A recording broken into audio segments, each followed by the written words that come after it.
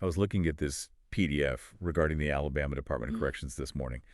And honestly, if you didn't know what you were looking for, you would just scroll right past it. Oh, yeah. It looks like the most boring piece of, bureaucratic housekeeping imaginable. Just a vendor switch. That is how these things usually fly under the radar. It's framed as just procurement, paperwork. Right. It's an announcement that the ADOC, the Alabama Department of Corrections, is moving their food services contract. They're dropping a company called HIG Capital, or, well, specifically, their subsidiary TKC Trinity. And they are handing the keys to the kitchen over to Aramark. Which, on the surface, that just sounds like a lateral move. You're just swapping one corporate logo for another. Exactly. But when you actually dig into the sources, the lawsuits, the annual reports, all the investigations, this one contract change, it basically maps out the entire anatomy of the prison food industry. And that is our mission for this deep dive. We aren't just looking at who's cooking the grits in Alabama.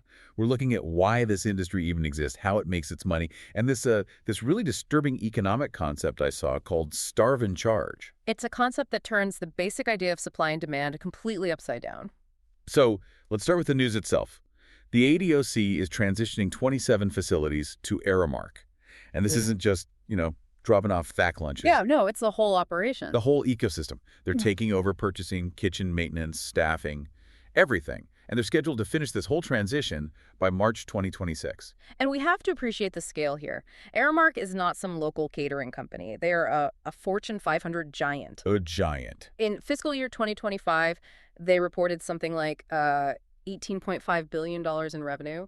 They are already operating in, 16 or 17 other state correction departments? When you look at the pitch deck Aramark put out for this Alabama deal, I have to say, it's slick. Oh, yeah. I mean, they are not selling prison food. They are using these terms like hospitality IQ. That is the modern corporate strategy. You don't sell the product. You sell the efficiency, and you sell the experience. They're even leaning heavily into AI. They have this thing called the culinary co-pilot for menu planning. Right. It sounds like something you'd see in a tech startup in Silicon Valley, not a correctional facility in Alabama. The promise is that the technology will streamline operations. If you use AI to predict consumption patterns, you waste less food.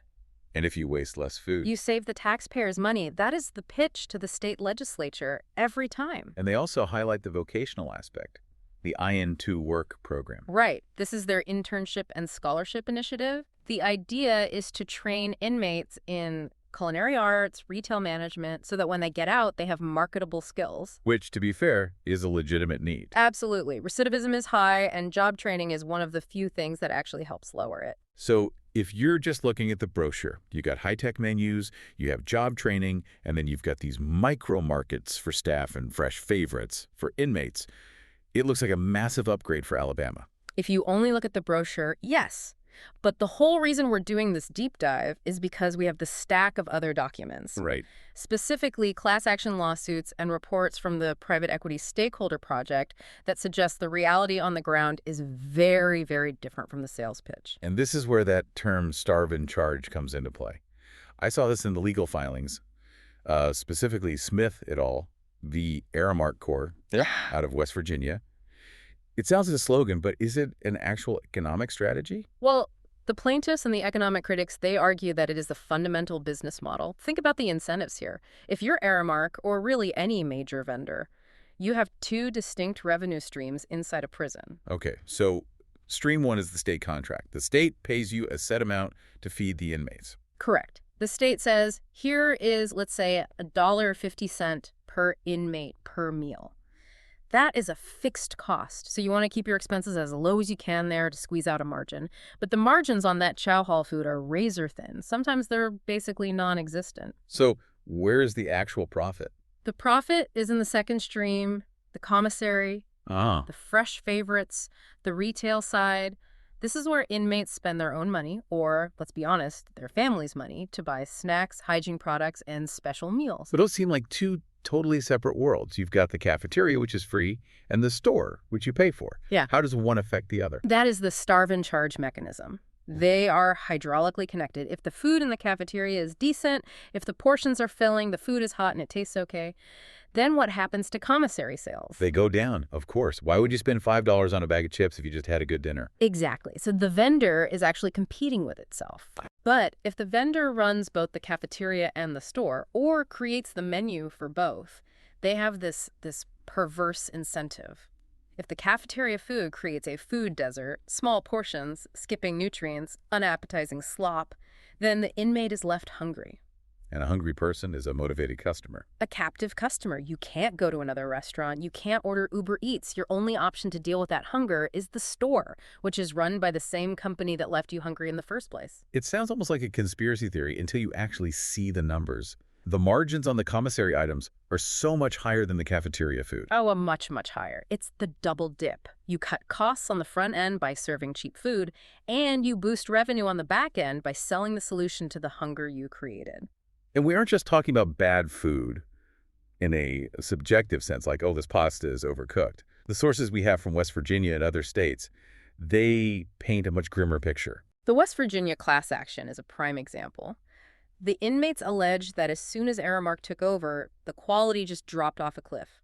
Fresh produce vanished from the salad bars. Wow. Real eggs were replaced with these, processed yellow substitutes. There's that one case study in the report, a woman named Terry Castle. Yes, Terry Castle. She was at LaKing Correctional Center, and she actually worked in the kitchen, so she saw the ingredients changing in real time.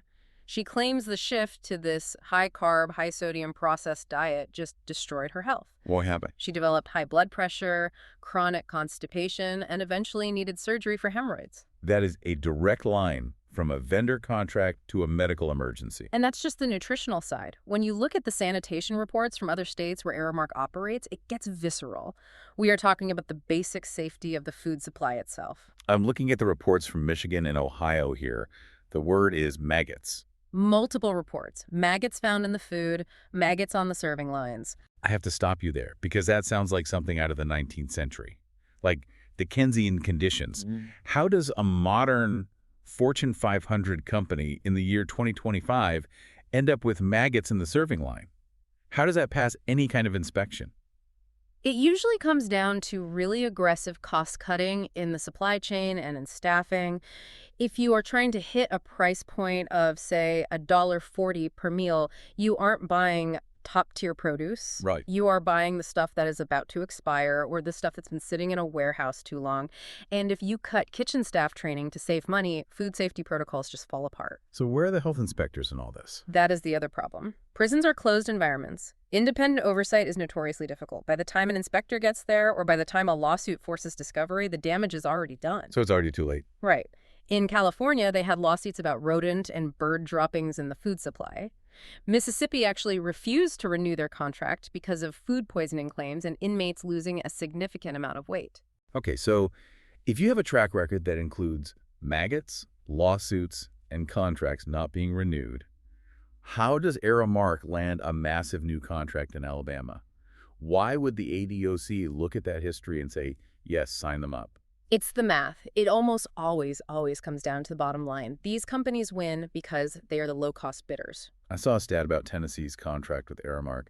The per meal cost was something like $1.44. Think about that number, $1.44. Now compare that to the USDA's Thrifty Food Plan. Okay. That is the government's own metric for the absolute bare minimum cost to cook a healthy meal at home.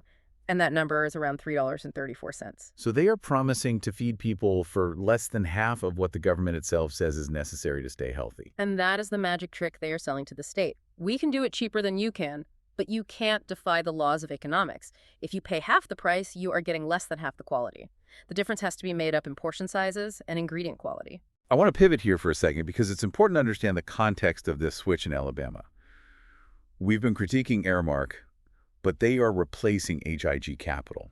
This isn't a case of Alabama moving from some nice local mom-and-pop operation to a big bad corporation. No. And that is a crucial nuance. Alabama is just swapping one giant for another.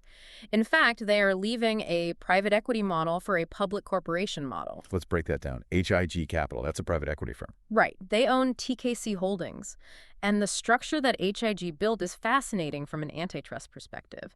They didn't just buy a food company. They bought Trinity Services Group, which does the food, and they bought Keefe Group, which absolutely dominates the commissary market. And then they merged them. They merged them under the TKC umbrella. Huh. So under the previous regime in Alabama, you had a single private equity firm that literally owned both sides of that starve and charge equation. Wow. They owned the problem, the bad cafeteria food, and they owned the solution, the commissary snacks. Is that even legal? It sounds like a textbook monopoly. It's a vertical monopoly, and the Private Equity Stakeholder Project has been raising red flags about this for years.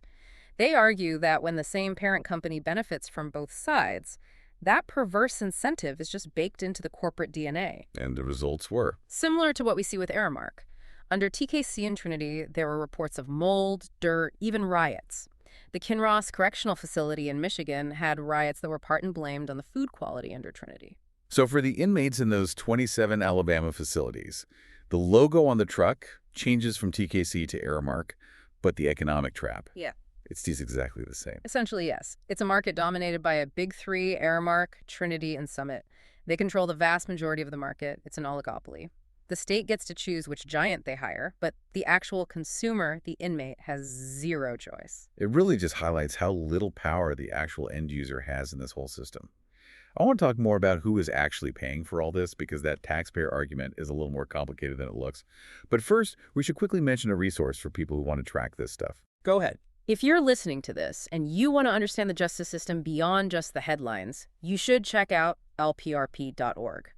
They are an independently owned, public-facing organization. They track policy, they look at these transitions, and they provide a perspective that isn't just the corporate press release. So that's alprp.org. Independent monitoring is really the only check we have on this system, so resources like that are vital. Absolutely. Now, I want to circle back to the money. We talked about the commissary being the profit engine, but where does that money come from? Because inmates earn, what, pennies an hour? If they're lucky. In Alabama, many inmates aren't paid for their labor at all. So the money flowing into that commissary isn't coming from wages, it's coming from families. And we know the demographics. These are not typically wealthy families we're talking about. Statistically, no. Families involved in the justice system are disproportionately low income, and yet they're the ones funding Aramark's margins.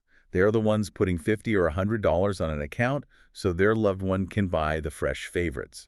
I find the branding of fresh favorites in eye care really interesting. It's all marketed as this way to send love. Send a gift package to your son. Critics call it the monetization of love. It exploits that emotional bond. If you know your son or your husband is going hungry or eating food that is actively making him sick, you will scrape together whatever money you have to send him a pizza or a care package. So it's basically shifting the cost of feeding prisoners from the state tax base to the poorest families in the state. That is the net economic effect, yes. Yeah. The state saves money by signing a cheap contract. The vendor makes money by selling retail items. The gap is filled by the families. It's a wealth transfer from the poor to the shareholders. And Aramark frames this retail option as a morale booster. In a vacuum, sure, getting a pizza is nice. But if the only reason you need that pizza is because the free meal was inedible, it stops being a perk and it starts feeling like extortion. Right. It's the company store model from the old coal mining days, just resurrected in the 21st century. There is also a huge long-term cost here that I don't think the state really accounts for. We talked about Terry Castle and her health issues. If you feed thousands of people a diet of processed, high-sodium, low-nutrient food for years on end. You are manufacturing chronic illness, high blood pressure, diabetes, heart disease. And who pays for that? Well, while they are incarcerated, the state pays for the medical care. If an inmate has a heart attack, the prison medical budget covers it. So the state might save $1 on lunch today, but they pay $50,000 for cardiac surgery 5 years from now. It's a false economy. It's an incredibly false economy. It's so short-sighted. You're trading pennies now for dollars later. That is the nature of the contract cycle, though. The contract is for 3 or 5 years. The health consequences are for life. So, bringing this all back to Alabama, the transition is happening now. By March 2026, Aramark will be fully in charge. They're promising culinary co-pilots and efficiencies.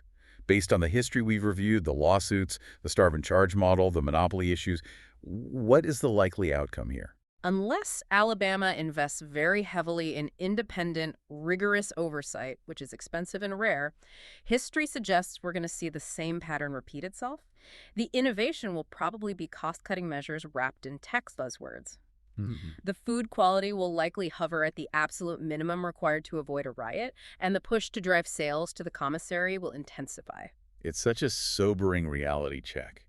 You see AI in the headline and you think, modernization, but then you look at the economics and you realize it's just a more efficient trap. The technology just creates a veneer of progress, Yeah. but underneath, it's a very archaic system of exploitation. And it leaves the listener with a really uncomfortable realization about where all this profit comes from. Yeah. We are talking about billions of dollars in revenue generated, essentially, by keeping people hungry. Facilitated by the state. That is the key. This isn't a free market where you can choose another provider. This is a government-sanctioned monopoly. So, as we wrap up, what is the big takeaway? Why does this matter to someone who doesn't have a relative in an Alabama prison? I think it matters because it forces us to question the goal of the system itself. If the goal is rehabilitation, then feeding people slop and bankrupting their families is. It's completely counterproductive. It breeds resentment and instability. Right. But from a purely economic standpoint, it's a lesson in incentives. We have built a system where a massive corporation has a fiduciary duty to its shareholders to keep prisoners hungry. That is the thought I just can't shake. The hunger isn't a bug in the system. It's a feature of the business plan. That is the starve and charge theory in a nutshell. Well, we have covered a massive amount of ground, from the bore wounds of HIG Capital to the serving lines in West Virginia. It's a complex web, but hopefully this helps you see past the press release the next time you see a vendor transition announced. It certainly puts that Alabama PDF in a very different light. It definitely does. That's going to be it for this deep dive. We'll be keeping an eye on how this transition in Alabama plays out over the next year. But for now, I want to leave you with one final thought to mull over. We talked about trust, and we talked about incentives. Right. So here's the question. If a company profits more when a prisoner is hungry, can that company ever really be trusted to feed them? That is the question. Thanks for listening. We'll catch you on the next deep dive.